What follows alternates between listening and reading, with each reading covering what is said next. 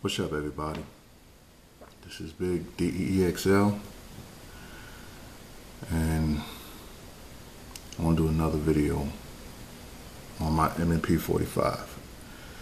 Okay, I had this gun for about a little over a year. Matter of fact, it's about a year and 6 months. And as you can tell, I did a lot of work to it, both internal and external. Okay, first we're gonna take care of the outside. As you can tell, I did my own stippling job. I'm gonna try to get in as close as I possibly could. I used two different patterns. The back strap and the front grip has the same pattern, to whereas the rest of the gun has a different type of pattern. You do the stippling with a soldering iron. You probably can get one with different tips to give you different type of texture. I don't know if you can see it right here, but I kind of like beveled out a groove right here, so my thumb has some place to rest when I'm firing the firearm, but that doesn't slip off. Okay, I polished the chamber only, just the chamber, not the barrel, and I replaced the sights with True Glow sights. They work beautiful. I don't know how clear you can see them, but they work beautiful with the gun. I also, the M&P and the Smith & Wesson, I put like a silver fingernail polish that I got from my wife, and that also looks really, really good. Really good. I went from the large to the medium, and when I fired it today, I noticed that the medium, for me, I felt less recoil using the medium, so go figure. And I have big hands. Yeah, but it worked out pretty good. Okay, let me get all this out the way right here. All right. Oh, one more thing that I did as far as the outside. The beaver tail, I knocked it down a lot. I didn't need a whole ½ inch of beaver tail sticking up off of there. I knocked it down a lot, and I also knocked down this corner right here because that's where my knuckles sit. So knocked that down a lot, and I tell you, this gun feels, perfect. It feels perfect. Every aspect of the gun. Okay. Now for the internal. Okay. No magazine. No round.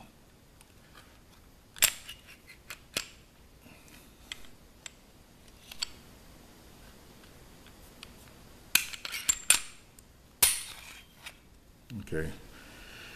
Frame. Okay, there's a couple of things I did to the frame. The frame is probably the biggest work, but it's not complicated. The first thing I did to the frame was I did my own trigger job.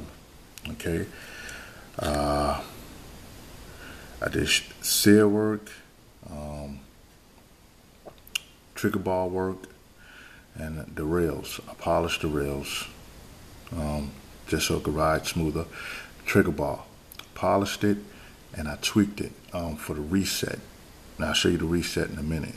If you bend it just a little bit here, this is where you have to bend it. Here, the trigger bar. See that shine? The trigger bar. Just bend it. You're not really bending it to notice the bend, but just a little bend dramatically change your reset, and I'll show you that. I went to a website. I forgot the website, but I went to a website and I did the full trigger job. And you cannot. The trigger is beautiful. The trigger is beautiful. Okay. As far as the slide, there's really nothing that I did to the slide Oh, okay, there it is. All right. The firing pin. I polished the end of the firing pin, knocked off the sharp edge, and polished it. And also the firing pin block.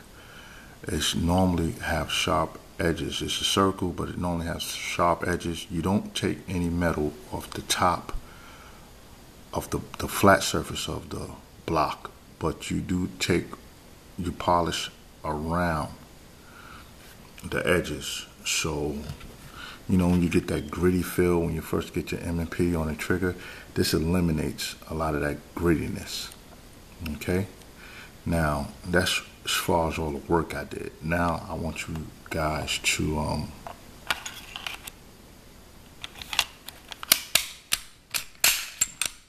first I'm going to show you the trigger. This is the trigger pull on M&P after the trigger job. See that? It's beautiful. It's really not too much there. Do it again. See that? Now I want you guys to hit a reset. In order to get to the reset, you hold the trigger, pull it back, listen to the reset. Hear that? You can feel it in the trigger. And that's from bending the actual bar. Now, I had this M&P, and I also had Smith & Wesson PD 45, 1911, commander size. I chose to stick with the M&P because it just fit the bill. It was perfect. It's a perfect firearm. And the one thing I like about the M&P is that every single thing you do to this gun, any upgrades that can be done to this gun, you can actually do it yourself if you have any type of know-how. If you can do any type of hand work, if you're good with your hands and stuff like that, you can pretty much do it yourself. You really don't have to send it any place. It's your option. But if you can use your hands pretty good and take your time, any type of work that can be done that will cost you a few $100s to do, you can actually do it yourself. And I've been shooting for years, and with this M&P 45, I'm dead on. I'm truly dead on. I mean, I don't even, if I use a full-size silhouette, I seldom shoot at the silhouette. I normally shoot at the little illustration of the silhouette up in the left corner. And if I shoot 30 shots, maybe 4 shots won't go inside the little silhouette. So this is a beautiful gun, man. I'm telling you, this gun it's outstanding. And you can do the little bit of customization to make it fit you better, but it is truly a workhorse. And it won't cost you nothing to do any upgrades that you need done, as long as you take your time. It's perfect. And I'm left-handed, and when I had the PD, man, just putting the gun back together, and it was like a baby, the 1911s. I mean, it's a good showpiece, and it's a good working gun, but it requires more of your time when it comes to maintenance. And if anything happened to the gun while you actually in combat, anything like that, and you have to field strip it, man, I mean, it's some work. With these new polymer frame guns, man, they're so simple. The simplicity is incredible. And I think this is more, well, there's a difference. This is more of a combat gun, I think. And it'll really work. It'll really work out. It'll really work out fine for that purpose. I really couldn't tell too much after I did my trigger job, the difference between my PD and the M&P, except that I had a little bit more travel with the M&P. But as far as the brake, I mean, I think this had a lighter brake than my 1911.